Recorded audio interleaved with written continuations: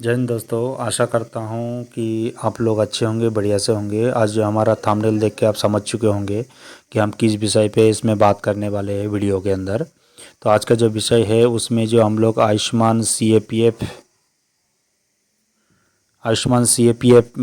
जो कि medical claim करते हैं उसमें आईपीडी और ओपीडी का जो क्लेम करते हैं उसमें हमारे पास कौन कौन सा डॉक्यूमेंट्स होना आवश्यक है, कौन कौन सा डॉक्यूमेंट्स होने से हम क्लेम को कर सकते हैं। तो वीडियो में बने रहिए, हम आपको सब कुछ इसके बारे में बताएंगे।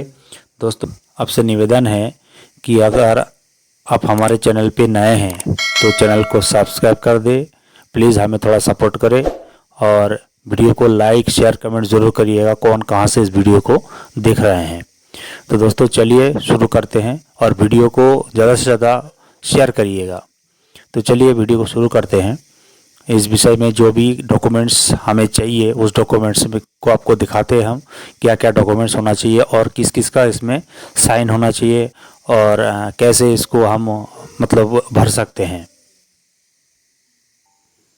तो दोस्तों, अगर हमें ओपीडी क्लेम करना है तो फर्स्ट हम बताएंगे ओपीडी के बारे में। ओपीडी क्लेम अगर आपको करना है तो उसके लिए आपको फर्स्ट जो चाहिए रिपोर्ट्स ऑफ इन्वेस्टिगेशन डायग्नोस्टिक। जो भी डॉक्टर आपको रिपोर्ट करने के लिए बोलता है, जैसे डॉक्टर लिख दिया आपको ब्लड टेस्ट हो या यूरिन टेस्ट, जो भी टेस्ट होता है उसका जो रिपोर्ट बनता है वो रिपोर्ट आपके पास होना चाहिए first. Second, invoice for investigation diagnostic. अब जो रिपोर्ट आपने किया है उसको करने के लिए, उस टेस्ट को करने के लिए आपको पैसा लगा होगा, तो उसका जो बिल है उसको आपके पास होना चाहिए। ध्यान रखना है आपको इस चीज़ में एक चीज़ ध्यान रखना है कि कभी भी जो बिल आप ले रहे हैं वो हैंड राइटिंग बिल ना ले। उस दुकानदार को बोले कि मेरे को कंप्यूटराइज जीएसटी वाला बिल चाहिए, नहीं तो आपका बिल पास नहीं होगा। तीसरा जो है इनवॉइस ऑफ इम्प्लांट, इसमें आपको कुछ इतना वो नहीं है।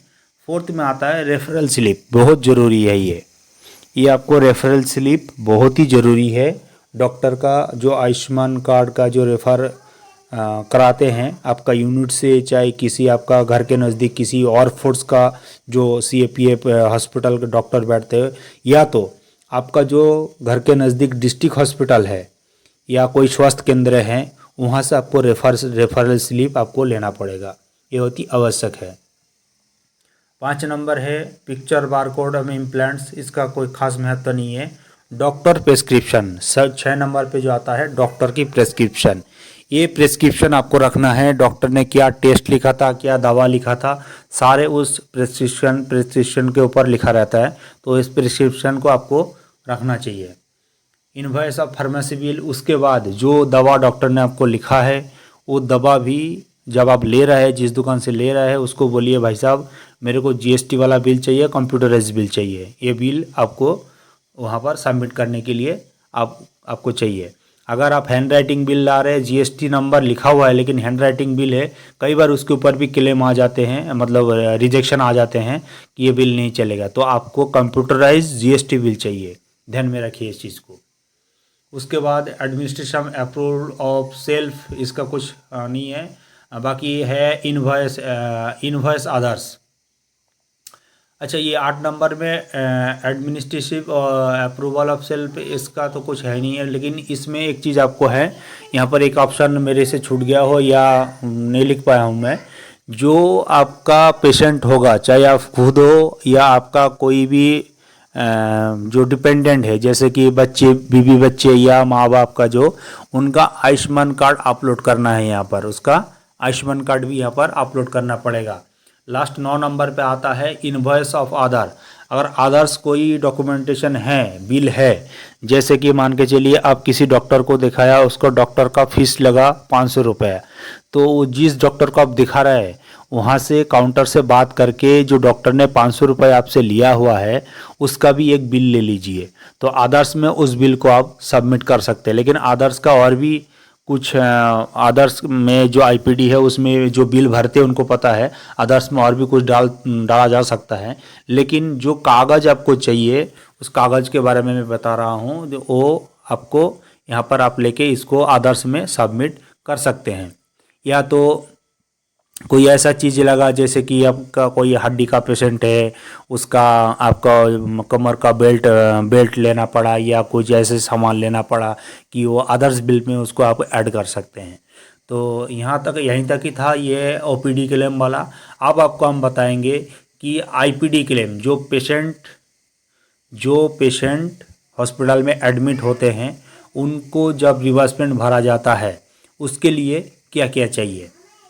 आप लोग बिल हमारे से भरवाना चाहते हैं तो हम 5% पे हम लोग बिल का काम करते हैं।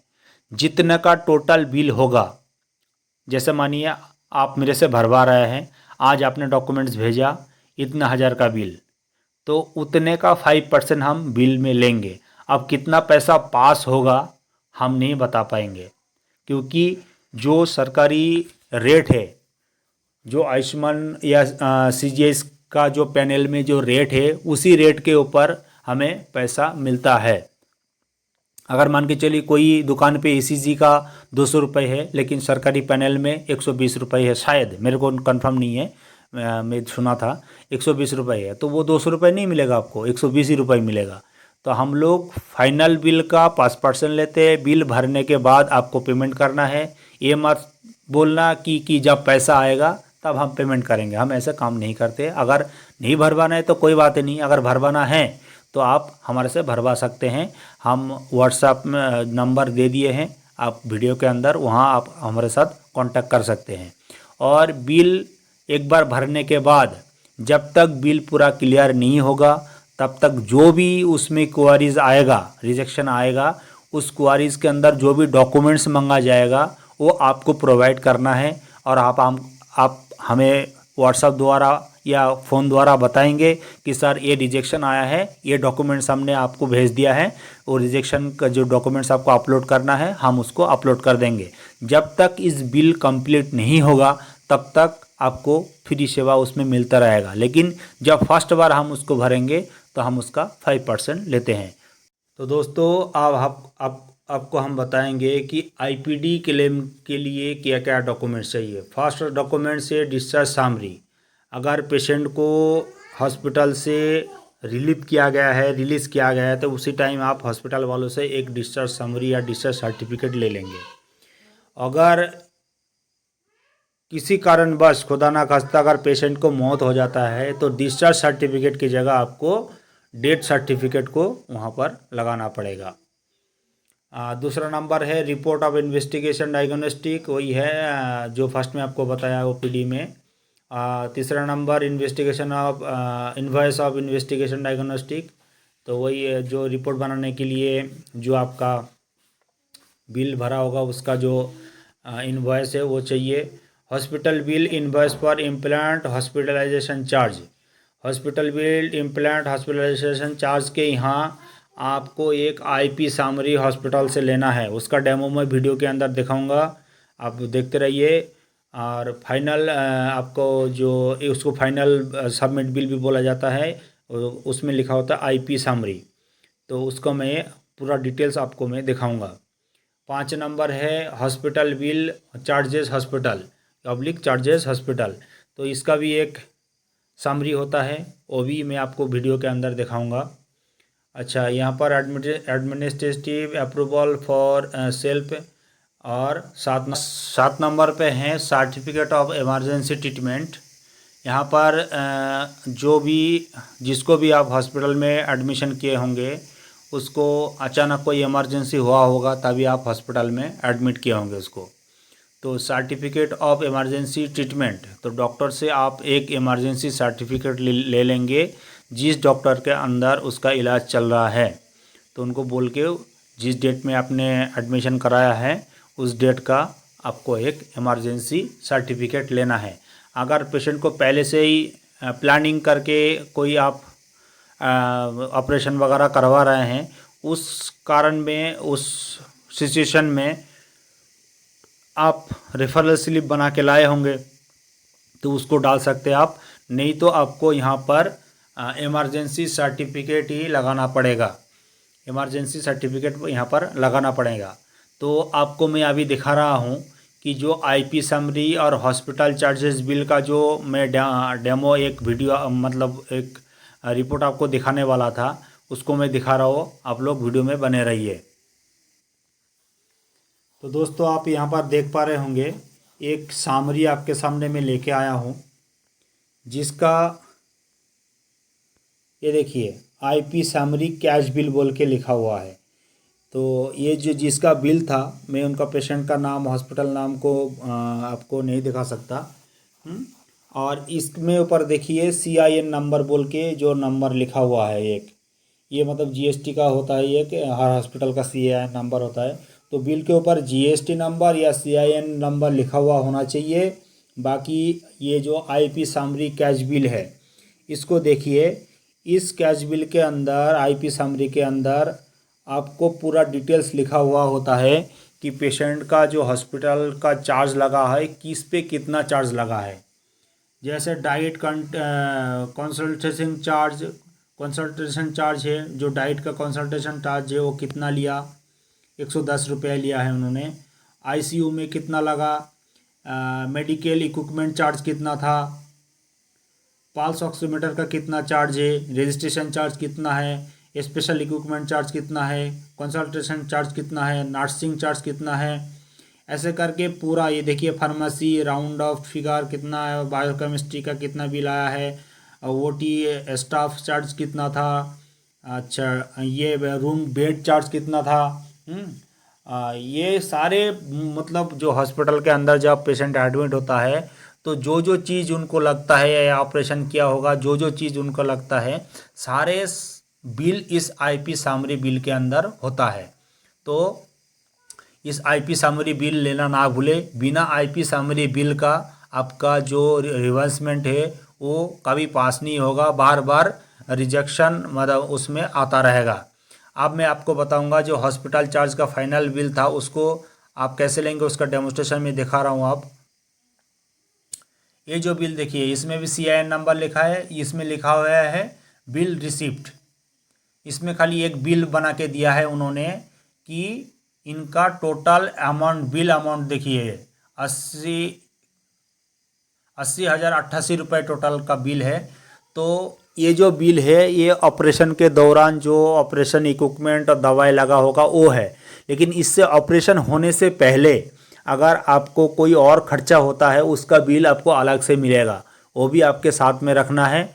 अगर उनको बोलेंगे कि सारा बिल का मेरे को आईपी समरी बिल में जोड़ के बिल बना के दे दीजिए, तो कई बार हॉस्पिटल मान जाते हैं और दे भी देते हैं, और कोई हॉस्पिटल नहीं भी देते हैं।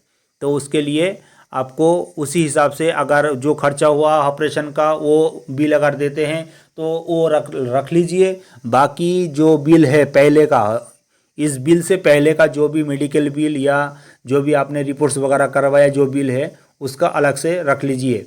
और ये जो सारा खर्चा आया इनका सारे का बिल, और जो भी टेस्टेड हुआ है, जो भी टेस्ट हुआ है उसका सारा बिल, और आपको जो भी मेडिसिन लिया गया आपने फार्मेसी से उसका बिल, साथ में जो टेस्ट हुआ है उसका रिपोर्ट भी आपको रखना है। और आजकल जो क्लेम भरा जा रहा है, इसमें एक नोटिफिकेशन जारी हुआ है कि जो बिल है, जो अमाउंट वाला बिल है, चाहे फार्मेसी का हो, चाहे वो आईपी का बिल हो, आईपी समरी का बिल हो, चाहे वो आपका इन्वेस्टिगेशन मतलब जो रिपोर्ट वगैरह करवा उसका बिल हो, सारे बिल का ऊपर अपना यूनिट डॉक्टर से वेरीफाई करवाना है। सारे बिल के ऊपर अपने जो यूनिट डॉक्टर से उससे वेरीफाई करवाना है, मतलब मोहर लगवा के सिग्नेचर करवाना है। और जो पेशेंट रिटायर्ड हो गए हो, वो अपना जहाँ से रेफ़र करवाया, घर का नज़दीक जो CAPF हॉस्पिटल या जो कोई डिस्ट्रिक्ट में जो स्वास्थ्य केंद्र हो या डिस्ट्रिक्ट हॉस्पिटल से जहाँ से भी रेफ़र करवाया, वो उन डॉक्टर से वहाँ से वेरीफाई करवा के तब बिल को भरेंगे। तो अगर तो स्वस्थ रहिए, अच्छे रहिए। जय हिंद, जय भारत। वीडियो को लाइक शेयर कमेंट्स जरूर करिएगा, हमें थोड़ा सपोर्ट करिएगा और चैनल को सब्सक्राइब कर दीजिएगा। जय हिंद।